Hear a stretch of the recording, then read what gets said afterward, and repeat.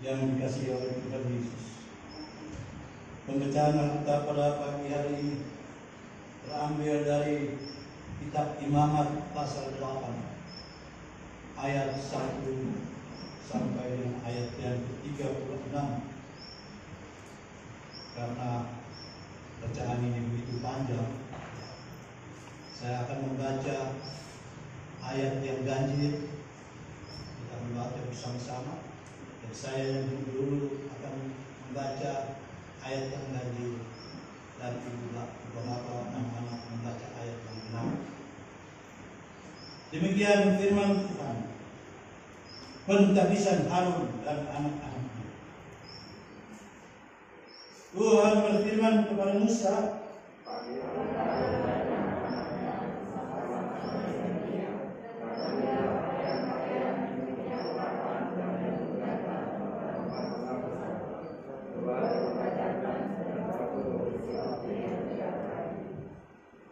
lalu suruhlah berkumpul segenap umat ke depan pintu kemah pertemuan.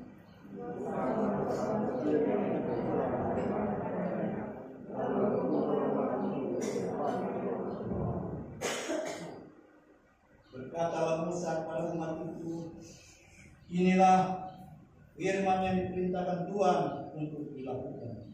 Lalu Musa menyuruh Harun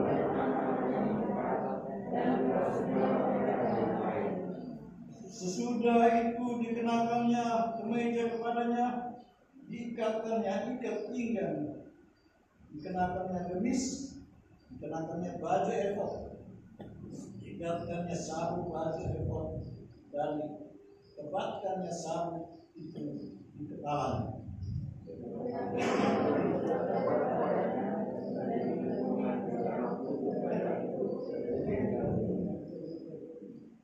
Kemudian ditaruhnya serban di kepalanya. Di atas serban itu di sebelah depan ditaruhnya papan emas, yakni jaman yang kudus seperti yang diperintahkan Tuhan kepada Musa.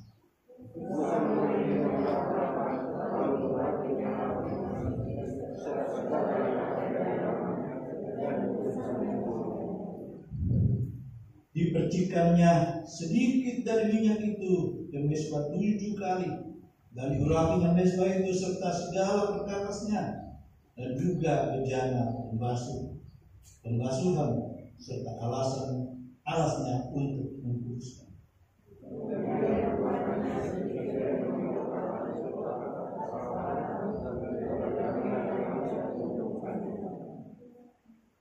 Musa menyuruh anak-anak Harun mendekat, lalu dikenakannya kemeja kepada mereka, diikatkannya ikat pinggang dan dilitkannya daster, serta seperti yang diperintahkan Tuhan kepada Musa.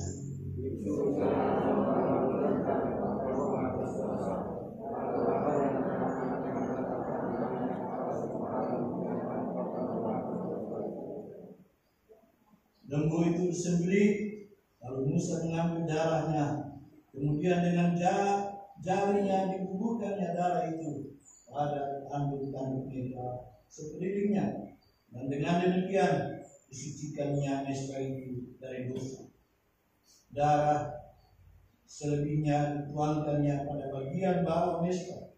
Dengan demikian dikuduskannya mezbah itu dan diadakan perdamaian baginya.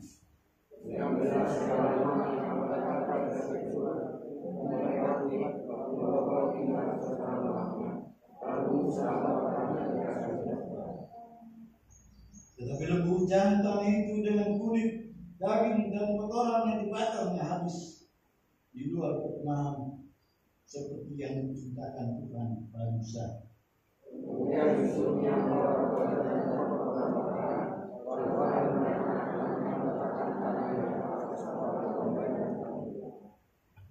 domba itu disembelih, lalu Musa menyiramkan darahnya pada mezbah sekeliling.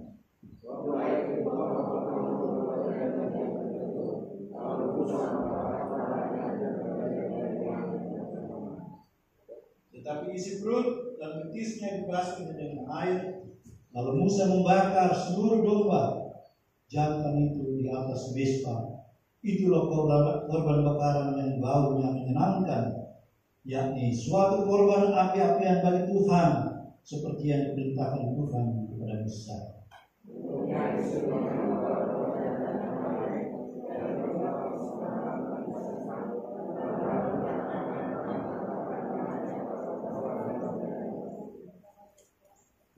Domba jantan itu disembelih, lalu Musa mengambil sedikit dari darahnya dan membubuhnya pada cuping telinga kanan Harun, pada ibu jari tangan kanan, dan pada ibu jari kaki kanannya.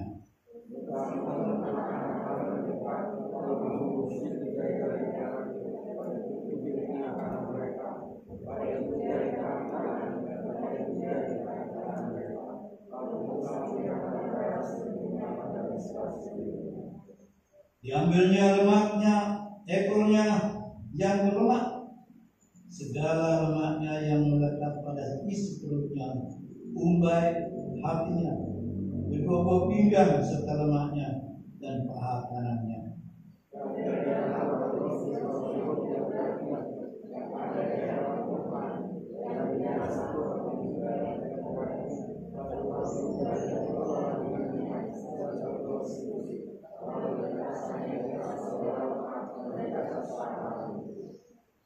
Dan ditaruhnya seluruhnya di telapak tangan Harun dan di telapak tangan anak-anaknya, dan dipersembahkannya semuanya itu sebagai persembahan unjukan di hadapan Tuhan.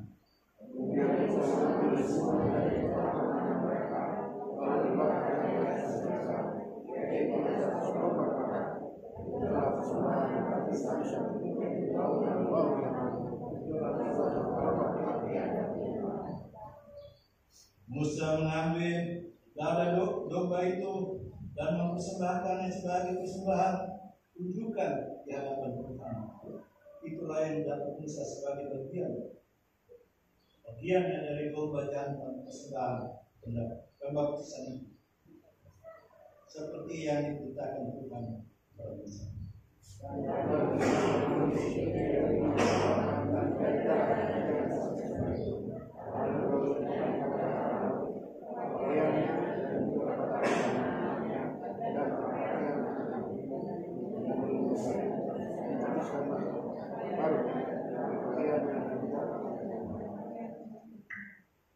Berkatalah Musa kepada Harun dan kepada anak-anaknya, masaklah daging itu di depan pintu kemah pertemuan. Di sanalah harus kamu memakannya dengan roti yang ada di dalam waktu untuk persembahan penyembelihan, seperti yang telah diperintahkan, dengan berkata, Harun dan anak-anaknya harus memakannya.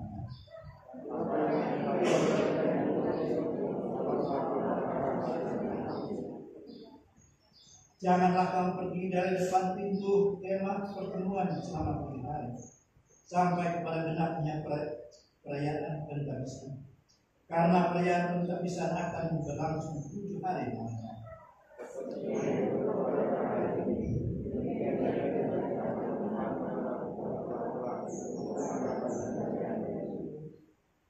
Di dalam pintu kemah pertemuan haruslah kamu tinggal siang malam 7 hari lamanya, dan kamu harus lakukan kewajibanmu terhadap Tuhan dengan setia, supaya janganlah kamu mati, karena demikianlah diperintahkan kepada.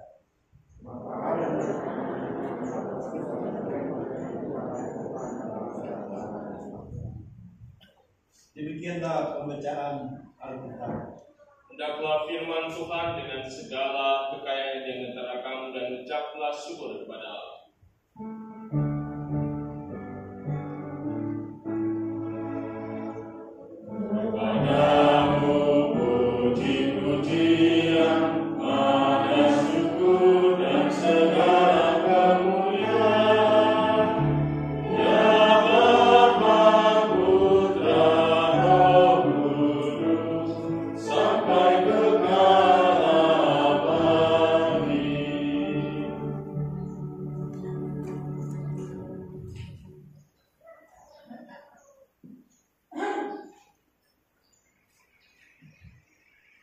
Bapak Ibu Saudara, anak-anak jemaat yang terkasih dalam Tuhan Yesus Kristus, panjang juga ya bacaan kita hari ini. Mungkin buat sebagian kita ini bacaan terpanjang yang pernah kita baca dalam sebuah ibadah. Tapi jangan khawatir, ini juga bukan perikop terpanjang di dalam Alkitab. Ada yang tahu perikop terpanjang dalam Alkitab itu di kitab apa? Ya, kitab Mazmur 119. Itu adalah kitab atau mungkin boleh dikatakan perikop yang paling panjang di dalam Alkitab. Karena di dalam Mazmur 119 itu ada 176 ayat di sana. Dibayangin Bapak Ibu ya, kalau hari ini disuruh baca 36, kita sudah mulai capek-capek bacanya. Gimana kalau suruh baca 176? Ya, perikop bacaan yang tadi kita baca bersama-sama menceritakan sebuah peristiwa yang dilakukan oleh bangsa Israel, khususnya di dalam hubungannya dengan peribadahan yang mereka lakukan kepada Tuhan. Jadi kita lihat sesuai dengan judul yang diberikan oleh Lembaga Kitab Indonesia di dalam perikop bacaan itu. Perikop ini bercerita tentang prosesi yang harus dilakukan oleh Harun dan anak-anaknya yang pada saat itu memang dipilih untuk menjadi imam besar di tengah-tengah kehidupan bangsa Israel. Di Bapak Ibu, memang pemilihan Harun ini sudah dilakukan Tuhan sejak awal. Tuhan itu memilih Musa menjadi orang yang akan membebaskan bangsa Israel dari Mesir. Kalau kita baca di dalam kitab Keluaran pasal yang keempat ayat 14, di situ disebutkan bagaimana akhirnya Harun dipilih Tuhan untuk mendampingi Musa. Sebenarnya pilihan Harun ini juga karena Musa saat itu merasa, ya saya boleh katakan mungkin Musa sebenarnya mau menolak pilihan Tuhan, menolak tugas Tuhan untuk membebaskan bangsa Israel. Karena dia merasa memang dia tidak layak, dia tidak sanggup, dia punya banyak kelemahan. Dia bahkan mengatakan bahwa salah satu alasannya, saya ini tidak tinggal bersama-sama dengan orang Mesir atau dengan orang Israel, maaf. Saya ini kan memang kita tahu ceritanya Musa kan dibesarkan di istana Mesir. Jadi dia merasa saya nggak bisa kemudian memperjuangkan orang-orang Israel yang notabene saya nggak pernah hidup di antara mereka. Alasan yang lain juga diungkapkan bahwa saya ini nggak pandai bicara. Memang kalau kita membaca beberapa kisahnya Musa waktu di Mesir begitu ya, kita mungkin bisa sedikit menyimpulkan bahwa Musa ini memang orangnya ya kalau dalam perjanjian baru itu mungkin seperti Petrus lah begitu. Yang keras, orang yang cenderung temperamen, emosian. Sehingga memang dia tidak pintar berbicara di hadapan banyak orang. Nah, karena alasan itulah kemudian Tuhan memilihkan Harun yang adalah kakaknya untuk mendampingi Musa. Karena dalam Keluaran 4 ayat 14 disebutkan bahwa Harun itu pandai bicara. Jadi memang namanya bicara itu penting. Memang yang namanya berkomunikasi itu penting begitu ya. Karena kalau sesuatu hal kalau disampaikannya mungkin tidak sesuai atau mungkin dengan nada yang berbeda akan berbeda juga didengar atau dipahami oleh orang lain. Makanya memang kalau berbicara itu harus ada ya mungkin diatur sedemikian rupa sehingga memang apa yang disampaikan juga akan menjadi sebuah hal yang bisa diterima oleh orang lain itu dengan baik. Nah, Harun dipilih untuk mendampingi Musa. Dia dampingi Musa saat menjalankan tugasnya, berjumpa dengan Firaun sampai bahkan mengeluarkan orang Israel dari Mesir. Salah satu tugas yang juga dicatat oleh Alkitab itu di dalam Keluaran 17 ayat 8 disebutkan juga bahwa Harun itu bertugas waktu Musa memimpin bangsa Israel perang terhadap orang Amalek. Yang dilakukan oleh Harun adalah menopang tangannya Musa. Tangannya Musa waktu itu tengadah ke atas sebagai simbol memohon kepada Tuhan, sebagai simbol penyerahan kepada Tuhan. Ya sebagai manusia kan kalau begini terus lama-lama capek juga ya. Makanya waktu itu Harun tugasnya menopang kedua tangannya Musa supaya Tuhan tetap menyertai mereka, supaya Tuhan tetap memberkati orang Israel dan menang terhadap orang-orang Amalek. Nah itu tugas-tugas yang diberikan atau dijalankan juga oleh Harun.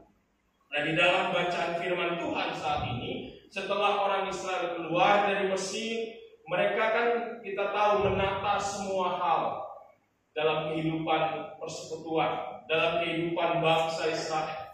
Salah satunya yang dicatat dalam kitab Imamat itu adalah mereka menata kehidupan ibadah mereka.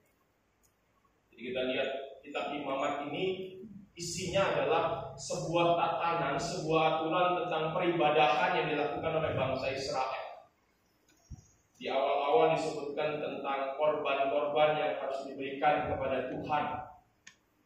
Nah, di dalam perikop bacaan ini adalah bagian dari sebuah ibadah.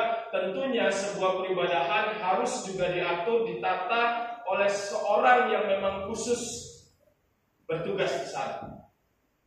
Dan inilah yang kemudian diberikan tugasnya kepada Harun dan anak-anaknya. Harun bertugas nanti sebagai pemimpin agama, pemimpin umat bagi bangsa Israel. Dan dalam memulai semua karya layannya itu kita lihat ada prosesi-prosesi yang harus dilakukan oleh Harun yang dicatat dalam perikop bacaan ini. Kita lihat dalam ayat 7 sampai 9 itu yang pertama prosesinya adalah Harun dikenakan baju imam.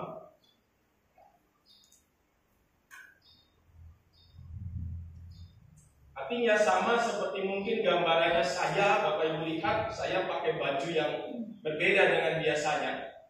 Saya pakai toga dan stola ini. Ini adalah baju juga khusus sebagai seorang pelayan firman dan sakramen. Jadi gambarannya seperti itu, bahwa waktu itu Harun juga diberikan baju yang khusus. Kita lihat di situ ada efod, ada urim, ada tumim, dan yang lain-lainnya yang memang menggambarkan pada akhirnya nanti Harun ini orang nggak perlu tahu siapa dianya, tetapi orang saat dia memakai baju itu, orang akan tahu dia adalah imam. Yang kedua yang diberikan kepada Harun dalam prosesi itu adalah dia dikuduskan.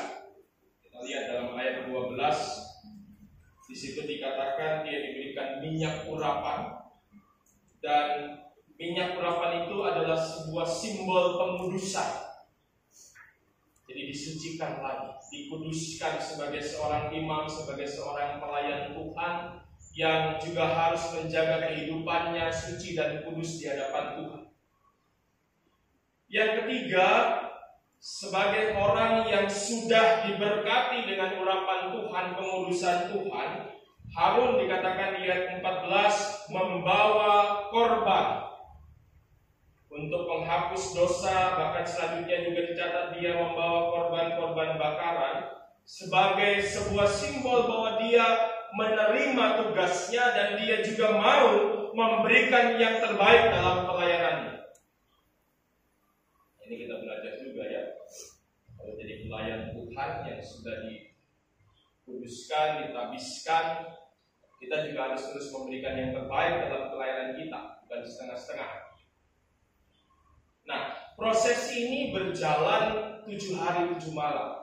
Itu dalam ayat terakhir kalau tidak salah disebutkan, bahwa dalam ayat 35 begitu ya, disebutkan bahwa prosesi itu akan dijalani 7 hari 7 malam. Jadi pentabisan imam itu bukan sebuah hal yang biasa buat orang Israel.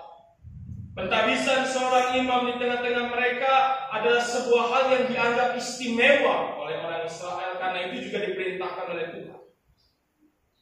Dan ini pun menjadi sebuah perwakilan dari bagaimana orang Israel memahami kehadiran seorang imam dalam persekutuan mereka. Nah, Bapak Ibu Saudara, membaca, merenungkan perikop bacaan ini, saya jadi ingat beberapa waktu belakangan ini, beberapa minggu belakangan ini, bahkan mungkin di sepanjang nanti bulan November, GPIB secara gereja, secara sinodal ada dalam sebuah periode di mana di beberapa jemaat GPIB dilaksanakan peneguhan pelayan firman dan sakramen atau pendeta. Jadi ini di masa-masa ini ada beberapa vikaris yang diteguhkan jadi seorang pendeta. Hari ini mungkin ada beberapa gereja yang melaksanakannya. Jadi sesudah melewati sebuah proses, seorang akhirnya diteguhkan, ditabiskan jadi seorang pendeta. Jadi pendeta itu ya boleh dikatakan prosesnya tidak mudah, Bapak Ibu. Untuk pendeta GPIB khususnya mungkin saya bicara seperti itu, karena pendeta GPIB paling tidak dia secara persyaratan administratif dia seorang yang sudah menjalani pendidikan sarjana atau S1, dan sekolahnya pun dibatasi. Kan sekolah yang direkomendasikan GPIB cuma 4. Jadi kalau Bapak Ibu mau anaknya jadi pendeta GPIB, jangan salah kasih masuk sekolah. GPIB itu hanya merekomendasikan STFT Jakarta, dulu STT Jakarta, Fakultas Teologi UKDW Yogyakarta, Fakultas Teologi UKSW Salatiga, dan juga STT Intim di Makassar. Jadi cuma 4. Padahal kita tahu kalau kita mungkin mencari di internet yang namanya sekolah teologi itu di Indonesia bisa ribuan. Dari yang mulai memang diakui pemerintah, punya akreditasi, sampai yang sekolah-sekolah yang ya dibuat-buat begitu saja oleh orang-orang yang mau membuat sebuah sekolah. Jadi proses itu harus dijalani yang pertama. Setelah dia lulus dari sekolah teologi itu, seorang kemudian harus mendaftar kembali ke gereja atau GPIB. Baru dilakukan tes lagi. Jadi nggak otomatis jadi vikaris, Bapak Ibu. Jadi kalau orang mau jadi vikaris itu harus mendaftar, harus dites lagi, baru kemudian dia jadi seorang vikaris. Vikaris akan dijalani minimal 2 tahun di 2 jemaat yang berbeda. Jadi kalau nggak ada masalah, nggak ada apa-apa ya, dia akan 2 tahun selesai diteguhkan. Tetapi kalau ada mungkin persoalan-persoalan yang lain, mungkin akan ditunda peneguhannya atau bahkan dikeluarkan, tidak jadi pendeta. Jadi proses itu yang harus dilewati. Jadi paling tidak kalau saya berkaca dari pengalaman saya, ya 5 tahun harus 7 tahun harus saya persiapkan, mulai dari sekolah sampai vikaris sampai jadi pendeta. Jadi itu dijalani. Tapi kalau kemudian kita bandingkan lagi sama gereja Katolik, bahkan lebih susah lagi. Jadi seorang imam, seorang pastor begitu itu lebih susah lagi. Nantinya bahwa kehadiran seorang pelayan firman dan sakramen itu seharusnya dipandang sebagai sebuah hal yang membawa sukacita bagi jemaat yang ada.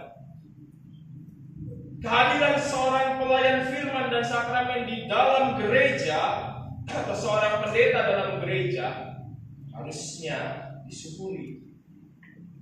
Kenapa? Karena ini membuktikan bahwa Allah masih menyatakan kasih-Nya kepada umat. Kenapa saya katakan katakan begini, bayangkan Bapak Ibu, kalau nggak ada lagi orang yang mau jadi pendeta, gimana kira-kira persekutuan umat Tuhan? Gimana kira-kira bayangan kita kalau tidak ada lagi anak-anak kita atau tidak ada lagi orang tua yang kemudian juga menyarankan anaknya untuk jadi pendeta? Kira-kira bagaimana pelayanan dan kesaksian kita? Bagaimana persekutuan kita? Bapak Ibu bisa jawab itu sendiri. Seberapa penting arti seorang pendeta, seorang pelayan firman dan sakramen bagi persekutuan, bagi Bapak Ibu. Sayangnya seringkali banyak orang tidak kemudian mensyukuri kehadiran seorang pendeta dalam persekutuan. Ya, sebagai contoh tadi saya gambarkan, tidak banyak sekarang orang tua yang mau anaknya jadi pendeta. Tidak banyak orang tua yang menyarankan anaknya untuk jadi seorang pendeta. Hanya tidak banyak. Mungkin memang sesuai dengan firman Tuhan ya, banyak yang terpanggil, sedikit yang dipilih. Tapi kalau kemudian kita masing-masing sebagai keluarga juga tidak merasa bahwa kehadiran seorang pelayan firman dan sakramen, seorang pendeta itu menjadi penting, mungkin lama-lama tidak ada lagi orang yang mau jadi pendeta. Apalagi kalau jadi pendeta GPIB diukur dari ukuran-ukuran ekonomi. Ibu jadi pendeta itu bukan berharap jadi orang kaya. Apalagi jadi pendeta GPIB, mungkin di gereja lain bisa lah gitu ya. Tapi kalau pendeta GPIB, kalau mau jadi kaya itu salah tempat. Ibu kalau mungkin saya secara terbuka kemudian menyampaikan kira-kira gaji saya itu berapa, Bapak Ibu mungkin juga bisa bandingkan. Mungkin dengan guru-guru yang demo saja mungkin bisa jadi kami ini lebih kecil. Dengan dengan pendidikan, terbelakang pendidikan, dengan juga masa kerja yang harus kami jalani, mungkin tidak sebanding. Tapi itulah kondisi yang kami syukuri sebagai pelayan firman dan sakramen di GPI. Gaji kecil saja masih kadang-kadang diomeli gitu ya. Masih gajinya juga mungkin tidak sebanding saja, masih saja belum bisa dipenuhi gitu kan. Dan konteks kita kan seperti itu Pak. Gaji saya kan belum dibayar full oleh jemaat. Kita nggak tahu memikirkan itu apa tidak. Kalau saya sih memikirkan, makanya saya persiapkan semua supaya nanti paling tidak siapapun jadi pendeta di sini, jemaat ini sudah bisa menggaji pendetanya. Karena tadi kita belajar bahwa kehadiran seorang pelayan firman dan sakramen menjadi penting buat persekutuan. Kenapa? Karena sama seperti tugas yang diberikan Tuhan kepada Harun yang menjadi imam, yang kemudian mengurusi kehidupan rohani jemaat. Demikian juga tugas seorang pendeta dalam persekutuan gereja. Tadi saya mengajak Bapak Ibu membayangkan bagaimana kalau jemaat ini tidak punya pendeta? Bagaimana tiba-tiba majelis sinode bikin sebuah kebijakan? Bapak Ibu, kalau mau pendeta harus gajinya full ditanggung jemaat. Kira-kira gimana respon kita? Mungkin kalau nggak dipaksa-paksa gitu, kita nggak bergerak gitu ya. Itu yang dianjurkan sinode sebenarnya. Kalau kita sudah merasa menjadi jemaat yang mandiri, seharusnya ya juga mandiri dalam bidang-bidang dana juga. Karena memang tadi penupaan atau proses menjadi seorang pendeta juga tidak mudah. Jadi kehadirannya pun menjadi penting. Banyak jemaat memang menginginkan kehadiran seorang pendeta. Saya ingat memang jemaat GPIB ini kan bukan cuma ada jemaat-jemaat induk, tapi juga jemaat-jemaat Gospelkes. Kadang-kadang juga tidak bisa terlayani atau tidak bisa hadir pendeta di sana. Kenapa? Karena memang ya secara mungkin kemampuannya juga tidak mampu dan lain-lain. Jadi harusnya kita juga memahami hal ini sehingga kita juga memahami pentingnya kehadiran seorang pelayan firman dan sakramen. Bukan berarti saya kemudian dengan berkhotbah ini mau meminta Bapak Ibu memperhatikan saya. Bukan Bapak Ibu. Kita bicara bukan pribadi Ruli Antonius Haryanto, tetapi kita berbicara posisi saya sebagai seorang pelayan firman dan sakramen di jemaat ini. Jadi artinya bahwa kehadiran seorang pelayan Tuhan di sini tugasnya akan juga bersama-sama dengan jemaat mengarahkan kehidupan beriman jemaat dan juga berharap bahwa jemaat juga tetap akan terus bertumbuh dan berkembang. Ya memang yang namanya pendeta juga manusia, itu kan istilah-istilah yang sering kita dengar. Makanya kadang-kadang kan setiap pendeta pasti akan berbeda-beda gayanya, kan? Gaya yang satu ya Bapak Ibu bisa rasakan lah dari mulai zaman dulu pendeta Niko, pendeta Mamangke, pendeta Dece, pendeta Adriana, pendeta Latugihin, kan beberapa Bapak Ibu bisa rasakan beda-bedanya. Ya, karena memang nggak bisa disamakan kalau bicara tentang personalitas begitu ya. Tetapi kalau kemudian kita bicara tentang peraturannya, ya peraturannya harusnya sama, peraturan GPIB. Makanya saya kalau melayani itu berusaha ya semua itu based on peraturan tata gerejanya GPIB. Jadi bukan kebijakan saya. Karena saya ya merasa bahwa dengan punya pengalaman gitu ya. Kalau yang namanya kebijakan ini akan susah ke depannya nanti. Nanti dibijaki yang satu belum tentu bisa dilakukan buat yang lain. Yang ada akhirnya apa? Ribut. Oh, protes. Pendetanya kok bisa ini sama keluarga A, saya sama keluarga saya nggak bisa. Padahal seharusnya memang kita harus bisa membedakan, karena masing-masing kasus, masing-masing persoalan itu kan beda-beda juga latar belakangnya, tetapi kan semua jemaat maunya disamakan. Nah itu yang seringkali jadi kendala. Makanya ya sudah, saya selalu berpikir lebih baik kita dasari dengan aturan tata gereja yang ada, yang didasari juga oleh firman Tuhan gitu ya. Sehingga kemudian apapun yang kemudian dipersoalkan dasarnya ada, jawabannya ada.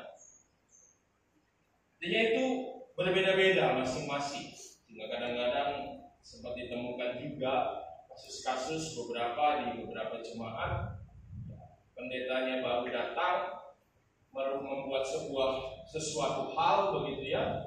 Padahal hal itu adalah hal yang sudah ada dalam aturan, tapi karena selama ini tidak dilakukan, dianggap hal yang baru. Makanya selalu kita berharap para majelis jemaat khususnya pengurus, pelayan, misioner juga membaca tata gereja, membaca aturan-aturan gereja supaya tahu, supaya jangan cuma pendetanya saja yang tahu.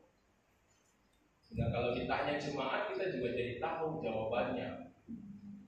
Nah, itu proses yang dijalani dalam pelayanan. Tapi yang terpenting hari ini Bapak Ibu melalui firman Tuhan, melalui juga konteks keberadaan GPIB saat ini kita belajar bersama-sama arti pentingnya kehadiran seorang imam, seorang pendeta, seorang pelayan firman dan sakramen bagi persekutuan itu.